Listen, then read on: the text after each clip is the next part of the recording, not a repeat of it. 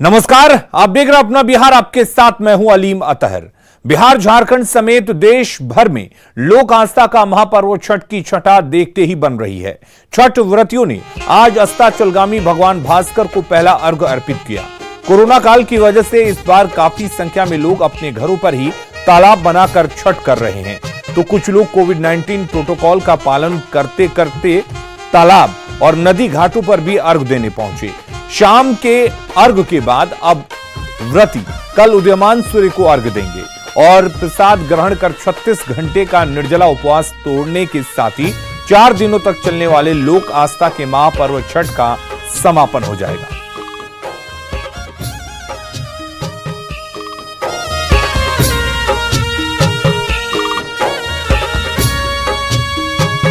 तो बिहार के साथ देश के दूसरे शहरों में भी छठ मनाया जा रहा है। हम आपको 4 तस्वीरें दिखा रहे हैं। पटना, वाराणसी, गुवाहाटी और लुधियाना की ये तस्वीरें आप देख सकते हैं। हर जगह लोगों ने पूरी श्रद्धा से शाम का अर्घ्य दिया और अब सुबह के अर्घ्य को देने की तैयारी में जुटे हुए हैं।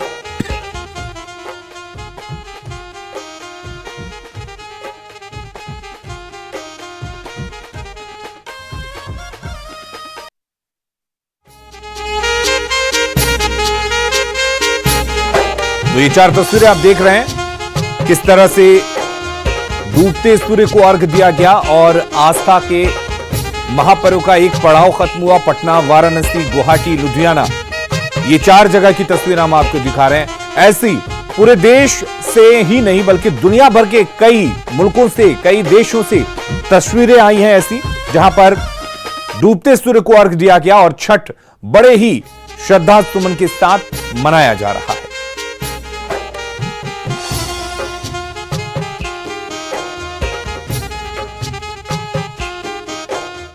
और चलिए अब आपको छपरा, दरभंगा, बेगूसराय और नवादा की तस्वीरें दिखा रहे हैं। ये 4 तस्वीरें आप देखिए जहां लोगों ने पूरी श्रद्धा के साथ छठ मनाया और डूबते सूर्य को अर्घ्य दिया। तो छपरा, दरभंगा, बेगूसराय, नवादा की ये तस्वीरें हैं। हालांकि कोरोना की वजह से कई जगहों पर लोग घाटों तक नहीं पहुंच पाए, लेकिन इससे उत्साह में बिल्कुल कमी नहीं हुई। ये 4 तस्वीरें आप देखिए। पहली तस्वीर मुस्तफाबाद की है, गया के मुस्तफाबाद की, जहां युवाओं ने मोहल्ले में ही अर्घ्य देने की व्यवस्था कर दी। शेखपुरा में शाम के अर्घ्य को लेकर उत्साह दिखा। सासाराम में भी लोग कोरोना के बावजूद छठ मनाते दिखे। और ये चौथी और आखिरी तस्वीर गोपालगंज की है, जहां पर छठ व्रतियों के लिए शानदार व्यवस्था की गई थी।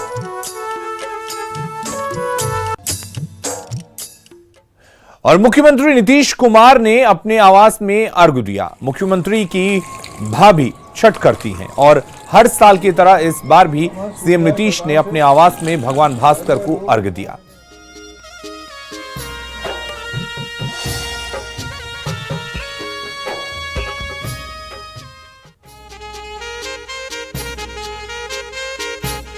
और कटिहार में उप मुख्यमंत्री तारकिशोर प्रसाद ने कई छठ घाटों में निरीक्षण के बाद बीएमपी छठ घाट पर अर्घ्य दिया और बिहार के साथ देश में शांति और समृद्धि की कामना की।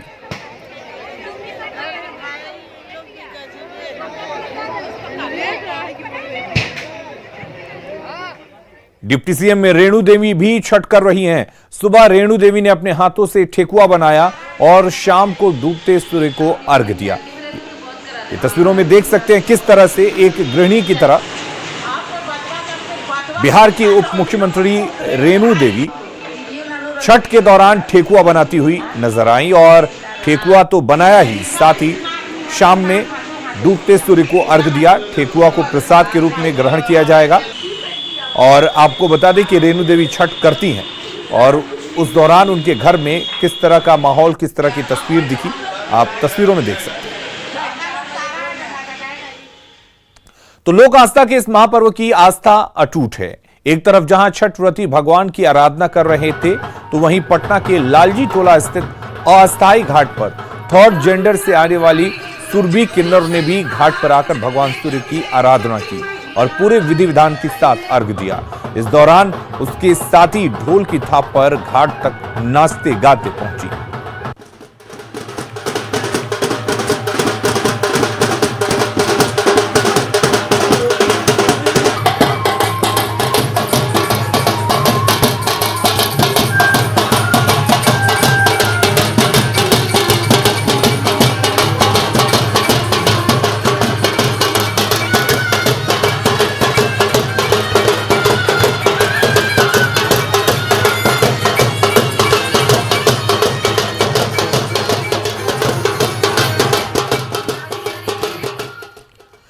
पूर्णिया जेल में 23 कैदी छठ कर रहे हैं। इनमें 14 महिलाएं और 9 पुरुष हैं।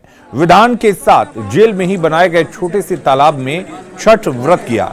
इस मौके पर जेल में सांप्रदायिक सौहार्द की मिसाल देखी गई। इस मौके पर सभी कैदियों और जेल प्रशासन के लोगों ने भगवान भास्कर को अर्घ्य दिया। जेल प्रशासन द्वारा कैदियों को कपड़ा, फल, सूप, दूध दिया गया।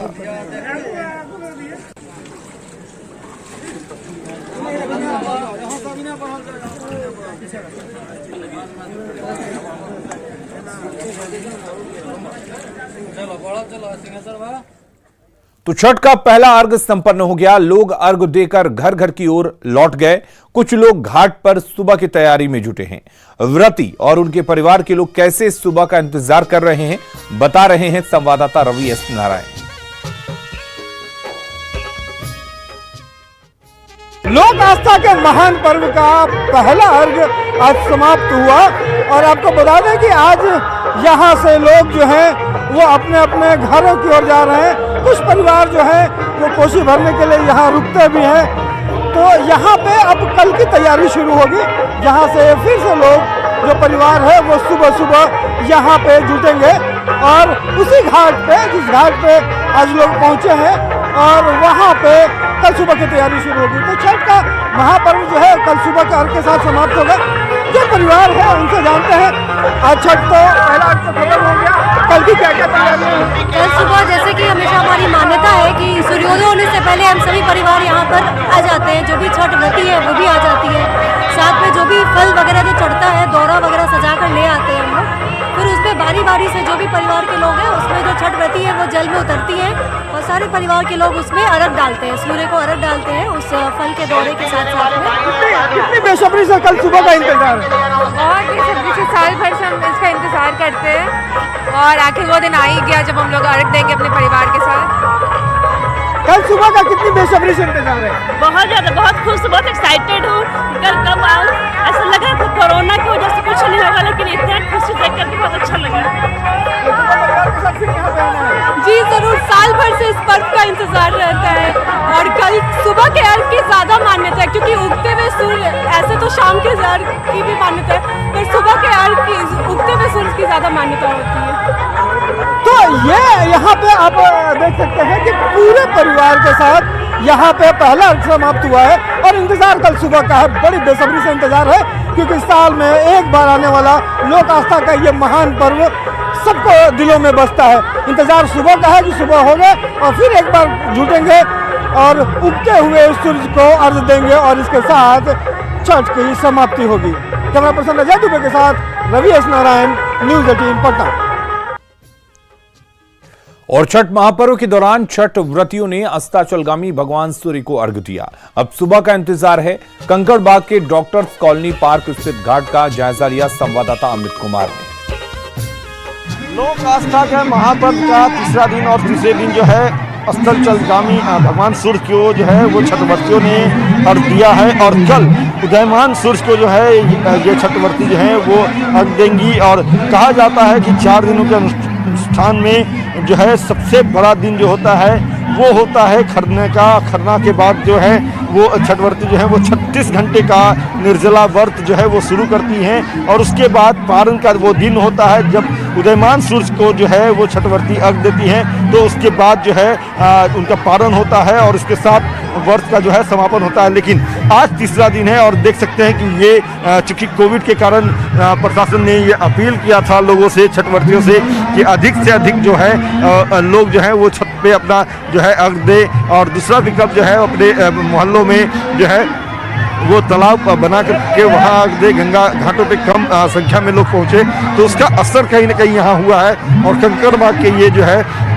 डॉक्टर्स कॉलोनी पार्क है, यहाँ देख सकते हैं कि कितना बेहतर तस्वीर जो है, विहंगम नज़ारा है, अलौकिक तस्वीर जो है वो देखने को मिल रही है। और ये तस्वीर कहीं ना कहीं जो आस्था है उसका ये तस्वीर जो है वो प्रतीक है।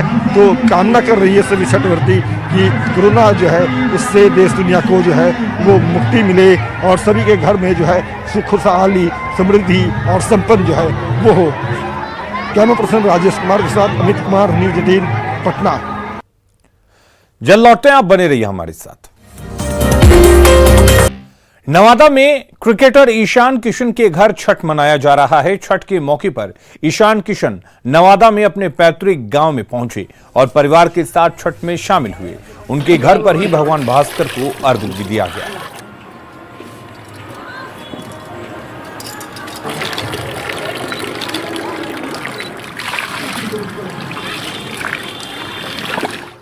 छपरा में छठ घाट पर फायरिंग हुई है, जिसमें 3 लोग जख्मी हुए हैं। बताया जा रहा है कि घाट पर हर्ष फायरिंग की गई, जिसमें 3 लोगों को गोली लग गई, जिनमें से 2 की हालत गंभीर बताई जा रही है।